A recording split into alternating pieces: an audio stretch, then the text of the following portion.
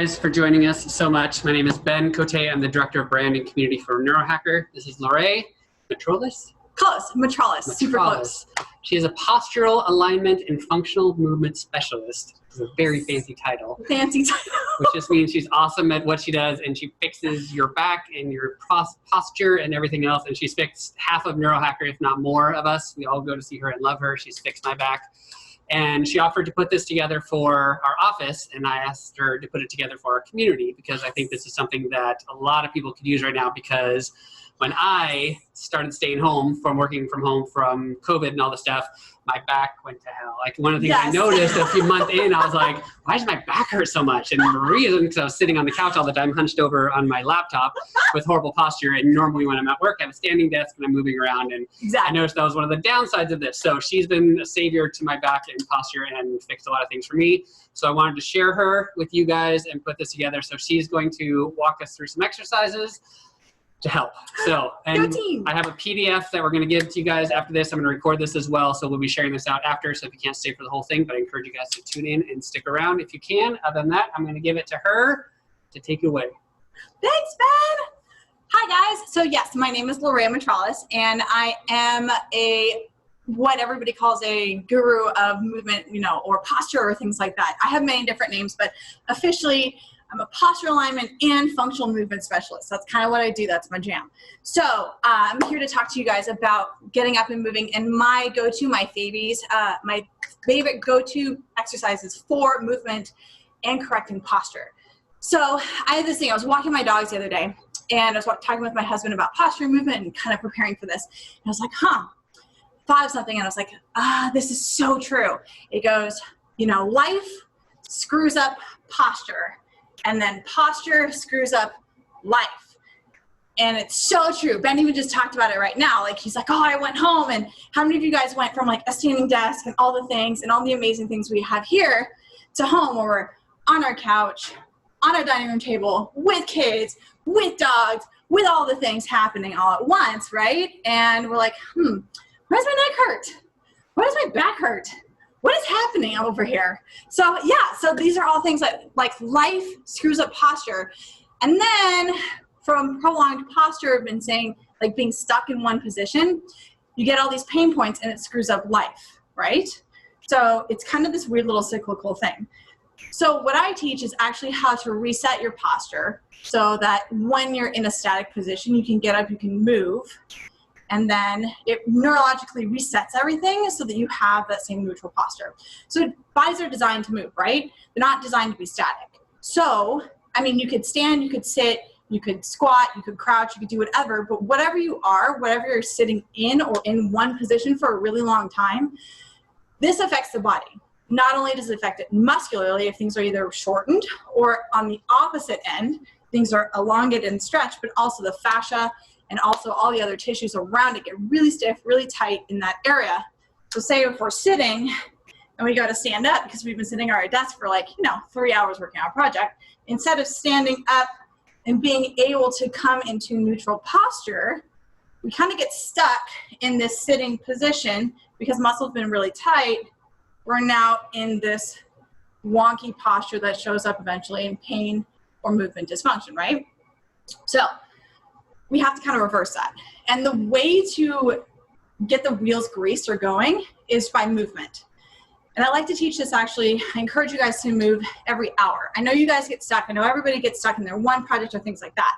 But I actually really encourage you to do 1, 2, 3 things every hour, just to get the wheels greased, just to get everything moving again, so that when you stand up from that sitting position or that standing position or that crouching position, we're not stuck in some weird postural position. So I have 6 exercises for you. There's a couple for the upper body, a couple for the lower body. You can sprinkle them around your day or do them all at once. Doesn't matter to me. So the first one is going to be called a little lacrosse ball. So I like using this little lacrosse ball for your pec muscle. It's a little bit harder than a tennis ball, right? But it's not super squishy, so it actually gives a lot of myofascial releasing, or that's a fancy word for self-massage. Muscle, fascia, and myofascial release, right? So releasing, relaxing, getting all that tension and the stress and the trigger point out. So before I dive into the exercise portion, I'm actually going to invite my little protege, Miss Sabrina, is going to come on with me, and she's going to be demonstrating either one variation or modification of this as well. So she's here in the office with me, helping me to demonstrate and teach and give you guys all better movement and posture. So our little lacrosse ball right here, I'm going to give that to you. This is one of our first basic ones, because when you're sitting and rounded forward, those pec muscles get really tight, right? Because we're here or we're driving or we're looking down at our phone. These muscles right here through the front of our chest get really, really, really tight. So we want to go ahead and release them. So we're going to take our little lacrosse ball. You can do one of two things. You can take the lacrosse ball, put it on your pec, and just roll it out like she's doing. Yeah, so just kind of getting all in the area or even up here in the front of the shoulder as well. But if this is like, kind of weak sauce, like you're not doing much, Lorraine, then you can kind of take it to the wall, which is one of my favorite things to do. Not gonna lie, it's one of the best things in the world when you walk into an office and you see like 50,000 people leaning against the wall with their lacrosse ball going side to side. So she's gonna put the ball in between her pec and the wall and leaning against it. The more she leans away, or the more she leans into the wall, the more intense the exercise can be. Now I recommend trying to do this for like 20 seconds on each side. Go ahead and relax, nice job. Yeah, just keep that lacrosse ball next to you on your right next to your computer or bedside table. Cool, awesome. So we started to release the front of the pecs. Now we want to start putting you back into neutral and getting the shoulders back and down. So putting that lacrosse ball down, we're going to move us into the wall slides. Wall slides is going to be one of the more challenging exercises for you, but it's one of the best. It's a neurological reset. It helps to open up the pecs. But the other thing that's super magic is it closes down the back, or what's called the posterior, so anterior, posterior chain of the shoulders. So posterior chain of the shoulders is going to be right here, all these muscles through here. And when you're sitting at a desk or you're forward, these muscles become really rounded through here, and it's really hard for the muscles to contract to pull your shoulders back and down. So we want to help to cue that up and cue that in. So we're going to lean against the wall, and then we're going to come into a W position here. Perfect. Now, our core is going to be closed, or our ribcage closed, so our core is engaged. If you notice, her feet are actually away from the wall. I'm totally fine with that. You can start with feet away from the wall, and as you get better at this, start moving your feet farther and farther and farther closer to the wall. So our goal for this exercise, are you ready for this? Head is connected to the wall. Shoulders connected to the wall. Core is engaged, so ribcage is closed. Elbows connected to the wall, and wrists. I dare you to try this and see if you can get all of these muscles connected in these little parts connected to the wall as you come up and as you come down, without cheating in the core or without bending or wibbling or wobbling or cheating at all. So if you're really tight and you're like, heck no, Laura, there's no way in heaven I'd be able to do this, walk your feet out a little bit further so you start in that sitting position. That will allow you to get more range of motion to come up and come down. Yeah, nice job. She's been practicing, so good. This is actually a really challenging exercise because what it's doing is it's taking you from this forward or rounded position and pulling you into neutral, stacking the head and shoulders and rib cage all into neutral. Try about 10 of these because these aren't easy. Sabrina makes it look really easy. She's been practicing. These aren't easy. So cool. So now we talked about opening up the chest, closing down the back or posterior chain. Now we're going to move down a little bit lower and come to those hips because we know when we're sitting or standing, we don't stand 100% like feet underneath hips, 50-50 weight, and here all the time. We we foot up, whatever it is, right? We change all and move all the time. So, and we end up having one leg we kind of favor more than the other. So, in turning out one leg or all these kind of goofy, asymmetrical postural stuff. So let's go ahead and open up those hips, and I'll teach you a couple things to do right at your desk. So the first one is going to be called a hip pulse, what I call a hip pulse. This is a hip flexor stretch. So hip flexors are the front here. These are the muscles that get shortened while we're in that sitting position that also become really tight. They connect, they go through the body and connect up to the low back. If they're tight, they won't let us stand up all the way straight into a neutral spine. So one of the factors that pulls our hips down and forward really squeezing and pushing on that low back. So we're gonna open it up. Easiest thing to do is come on down to the floor. Come on and join me. Okay, you can too. I know you got space. Join me down here, okay? Go ahead and tuck your pelvis. Good. This is gonna signify, this is gonna get your hips back into neutral. So we're tucking the pelvis. So this is a big, from here to here. And then we're gently gonna lean forward. So we notice that, Move to the side. yeah, move to the side for me. Perfect. So Sabrina is gonna tuck forward. It drops her back as well, decompresses her low spine, and she's leaning forward, getting that nice big hip flexor stretch right through there. Now, if for you bendy people, you're gonna wanna cheat it. You're gonna wanna bend into your back and let go. So you feel like you're getting a bigger stretch, but do you see how that actually the point of curvature is right up here? We're not really stretching the hip flexor, we're going into the back itself. So coming on out of it, good. Tucking the pelvis, just like she's doing. I know you got it. And then lean forward, feeling it through the quad and through the hip flexor. Yeah. Now go ahead and try the other side. Again, so let's try it again. Tuck, forward, and lean. Cool. Now, if you're wanting to go for a little bit of extra bonus points, here's my extra bonus points. It's the hamstring curl that goes with it.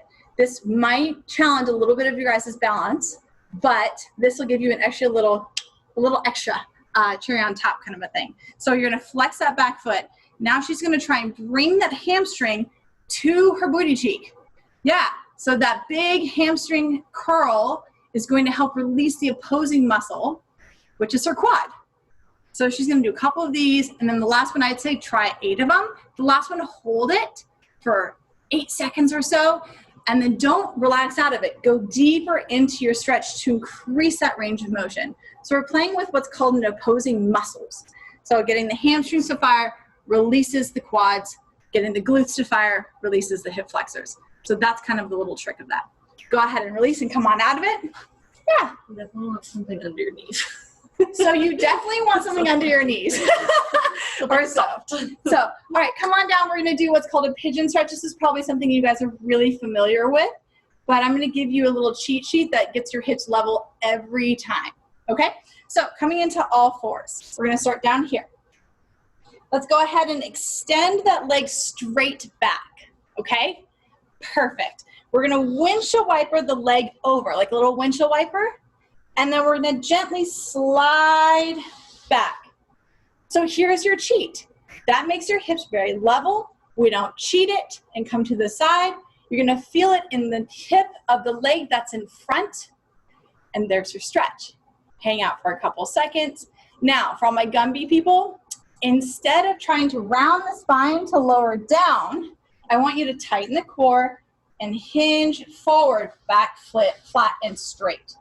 That increases the stretch, but again, we're focusing more on the hips versus the low back, okay? Easy way to get out of it, both hands on the ground, pushing up on all fours, and then boom, boom, other side. So easy. But this is the easiest way to do it without any cheats, because we all, like, the body has a tendency to cheat with this kind of stuff as well. Cool. Let's go ahead and come out of it. How you doing? Doing okay? Good, perfect. All right, so here is like one of my most favorite exercises ever. This is what I call the half squat. Now, some people call it a lungey thing. Some people call it, they're like, oh yeah, that lungey thing. So it's a half squat because we're actually working on the squat pattern, one leg at a time. So go ahead and grab your chair. If you're at your desk, you can grab your chair.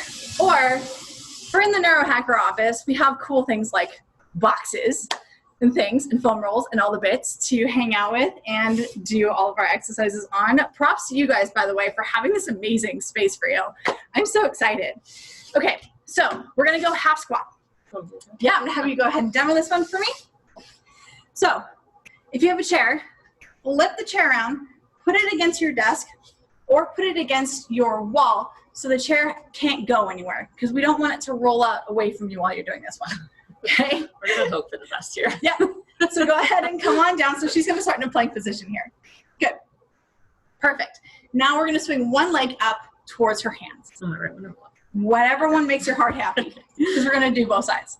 Okay, so notice that her hand and her foot are kind of in the same plane. Her foot is outside her box or her chair. It's not inside a neuro.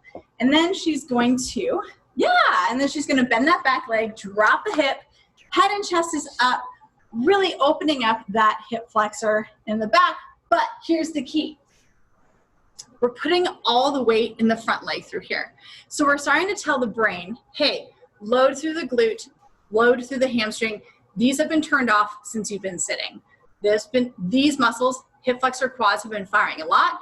We want to shift that mindset for your brain into your glutes and hamstrings. Again, because this is the same thing as a squat, we're working one leg at a time. We want to start to, in your squat position, we're shifting back to loading through glutes and hamstrings versus putting all the weight into our quads and our hip flexors. So she's going to hold 1-2 seconds, then come back out of it, and then switch to the other side. Good. Holding 1, 2, and then coming out of it. Also notice one thing, as she keeps going and does this exercise, her head and chest are up. She's facing you, okay? She's not looking down at the floor. She's not rounding her shoulder in this kind of rounded, terrible posture position. We're looking more on this big open chest position, getting the thoracic spine to open up, getting the quads and hip flexors to release, and loading through the hamstrings and the glutes. Go ahead and come back. Great. Lorraine, this is really easy. Do it again, just sideways, so we can see as well. Yes. Actually, Is this in the? you want to try it sideways, like in the modified version? On the Are floor? you feeling sassy? Let's see. So let's go ahead and see. So here's it's not really a modified version. Here we'll call it a variation. So we're gonna go onto the floor. This is for my Gumby people. This is for actually everybody. I want y'all to be getting down the floor eventually and doing it like this. Okay? So again, she's gonna start with that plank position, bring one leg forward, and then she's gonna drop that hip and look straight up. Look at how amazing and non-round and flat and straight and open she is. We can even cheat that knee a little bit so we're able to drop that hip below the knee. Hold 1, 2, and then come at it. And let's try the other side. Hold 1, 2, and then come out of it. So good.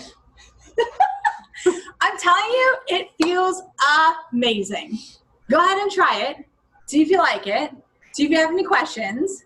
It's one of my favorite go-to stretches. And what's cool about it is also a neurological like re-cueing, because we've been firing and using these muscles so much, we need to use the opposing muscles as well and kick that in. So that you have a nice happy back, core stays engaged, pelvis comes from an anterior tilt or big tilt position to more of a neutral, which is where we always want to circle back to. We always want to circle back to neutral. Head over shoulders, shoulders over hips, hips over knees, knees over toes. Toes facing forward, shoulders back and down, right? So we always want to circle back to that. And if we've been in a sitting position for a really long time, how do we reset that? How do we bring back to that neutral position? It's going to be going through these dynamic movements and these stretches to release muscles that have been tight or to cue in muscles that have been long or loose or atrophied. Awesome. So we have 2 more for you. One is going to be a glute bridge, which you might have done before, but we'll refine it even more. And one is super perfect and specific to bring that tech neck back over your body. So glute bridge, we're going to kick in these power muscles right here. All right. So you might have seen this before, but we're going to actually go ahead and refine this even more for you. So Sabrina's going to lie on the ground for me. Perfect. Fantastic setup so far. You're doing awesome. Okay. Now, we can do this with or without a band around your knee. So she could have a band and it would go around her knees through here or nothing at all. So we're going to bring our toes out to the side. Yeah, so it's not facing straight in front of you like so. They're slightly turned. And then her knees and hips are slightly turned as well.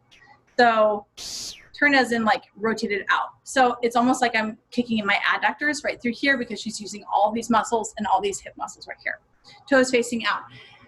Core is going to be engaged. This is even before you leave the ground. This becomes a habit after a while, but we have to practice it, right? Palms facing up, shoulders drop down, head is nice and relaxed, core is engaged, weight is going to be through the heels, squeeze those cheeks and lift those hips. Yeah, perfect. And then come on down. So as we're doing this exercise, we're actually focusing on the big glute max. That's going to be your power muscle. Those are muscles that like to really turn off when we're in the sitting position, or if we're really quad dominant, we don't use those muscles a lot. The brain just goes, we don't need them, send them on vacation. So I want you to start to use these instead of your back muscles or your quad muscles for using your glutes. Go ahead and do a couple more of these. Again, notice that she's driving through her heels. Feet or toes are still connected to the floor, but she's putting her weight through her heels, squeezing those glutes and lifting high. The last one you can do, you can hold for about 10 seconds on that last one if you'd like. This is really great for people that have sore backs or low backs or sciatic pain or things like that. This is a go-to exercise that I use to relieve or decompress the low spine. The glutes pull the pelvis down in the back, which creates space between each of your vertebrae. That's allowing all those nerves to relax and to hang out and not be compressed and tell you pain, pain, pain. So yeah, so getting our glutes to fire. We got our hip flexors to release. Cool. Now we got one more. We're gonna pop back up, back to the head.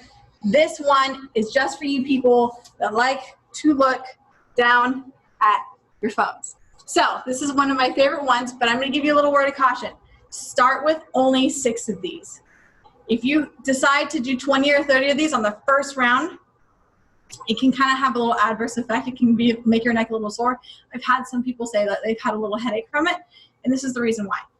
So when your head is in front of your body, right, these muscles get really tight through here. Again, the anterior muscles, the scalenes, all these little muscles through here get really tight. But what also happens is these muscles get really extended. And when they get extended for a long period of time, they're not doing their job, which is holding your head on your body and creating that C curve in your neck, bringing your head back over your shoulders. So we want to start to strengthen these muscles. Now, you remember the first time you started exercising or working out? Remember the last day, like the second day, you had that DOMS or that delay onset muscle soreness or that holy moly, I think I'm gonna die because I'm so sore? Well, these are itty bitty bitty muscles. So we don't wanna make them work out really, really hard the first day. We wanna kind of gradually work into it. We're gonna do something called a neck extension. Okay, so with a foam roll, you can use a shorty or you can use a long, whatever makes you feel happy. I'm gonna give this one to you. We're gonna find a ball and go against the wall. So I'm gonna demonstrate the exercise and you're gonna see what it looks like on Sabrina. It really isn't gonna look like much. So I'm gonna go like sideways like this or on the side. Just hang out just like that, perfect. So let me show you the motion of this. So we're here. Our chin is gonna be up slightly, okay? So we're not bringing our chin down to our chest. We're actually gonna bring our chin slightly up. To get technical, it's about 30 degrees, okay? So chin is slightly up. This creates that C curve in your neck, which is the optimal spacing for each of your discs and vertebrae so that your nerves can come out of your spine happy, okay? Head and chin is up. And we're gonna translate or move the neck and the head back in that kind of tilted position. Sliding back and coming forward. Sliding back and coming forward. It looks like I have a double chin. I know, it's not cute, but that's okay. So shoulders back and down, and my head is translating back, okay? So that's the motion of what we're doing.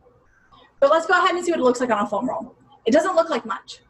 Literally, she's gonna bring her head up, so she's like looking, so think looking off into the horizon. And then she's gonna bring her chin, it's gonna go in that trajectory of down and back. Yeah, see, there's not much happening. We have no lights, but that's okay. So, see how the head and neck translate back versus if she were to drop her chin. See, now we're kicking in those scaling muscles and a whole different set of muscles. Totally different movement. You can actually feel it like right through here. Yeah, play with it. Let me know how it goes. All right, so head and chest is up, sliding straight back and down. Nice job. Go ahead and relax on that one. I encourage you guys to only start with 6 of those because like I said, these are muscles that either have not been used for a really long time or they haven't been used in the capacity of bringing your head back over your body, because I would put money down that most people, your head is carried in front of their body because of life. Life screws up our posture and then causes pain and all that fun ridiculousness, which screws up our life. So you want to move, get up. These are my favorite exercises to reset neurologically, open up what's tight, close down what is either atrophied, and or disconnected from your brain and keep you into neutral. I'm gonna give you one more little bonus, by the way. I just thought of this. So we also like to work on a lot of balance in this office. It's super important because this is like translates. If you don't use it, you'll lose it. So here's a challenge for you. You ready? Get up. Please don't fall over, or make sure you're in a safe space. Close your eyes, take your foot off the ground, and see if you can hold it for 20, 30 seconds on each side. How'd you do? I don't know. Maybe you'll be good at it. Maybe you won't. Maybe you'll be here and topple over. Maybe you won't. But I want you to try it. See if we can add a little bit of balance practice as well. So how the heck do we do all this? It's a lot of stuff, Lorraine. I encourage you guys to either do it all at once, or my favorite is actually sprinkle it in throughout the day. Like I said in the beginning, every hour get up and move. Do something. Do one of these. Do two of these. Do all of these. Whatever makes you feel good and feel happy. If you repeat these exercises 3 times a week, 4 times a week, every day if you want to, it will actually gradually help to reset your posture, and you won't have to see people like me to help you do that. So here's my hints. Here's my tricks. These are my go-to favorite exercises that helps reset your posture and your movement. And I will be happy to help and assist you in any way possible. But that's my secret sauce, guys. Have any questions? Let me know. Thank you so much. You're so welcome. If you guys have any questions.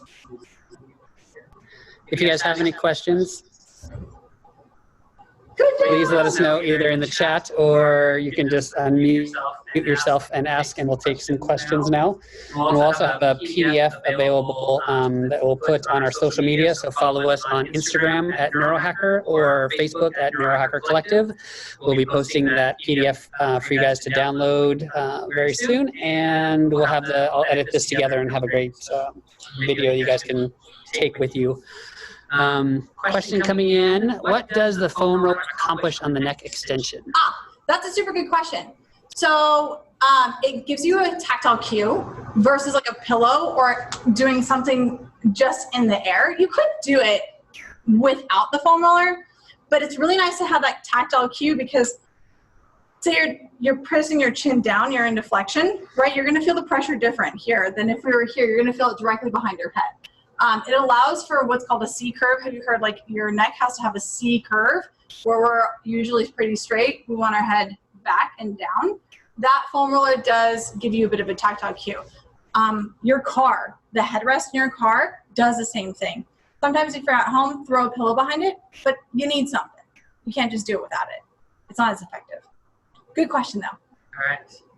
Next Question: your shoulders and spine meet the wall when you do that back elbow wrist thing. Oh, okay. It's called a wall slide, but think snow angel or sand angel if you're in Southern California, because there's no such thing as snow or winter here apparently.